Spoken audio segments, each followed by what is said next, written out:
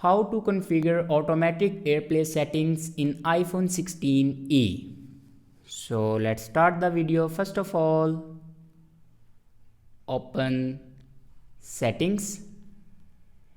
In settings, here you can see the option general. Now click on general. After clicking on general, here you can see the option AirPlay and continuity. Now click on AirPlay and continuity and then click on automatically AirPlay. Now click on it. Now here you can see these options. If you can select never, your AirPlay will never connect automatically. And if you want to select ask, then your AirPlay will ask you to connect another device. And if you select automatic, then your AirPlay will be connected automatically.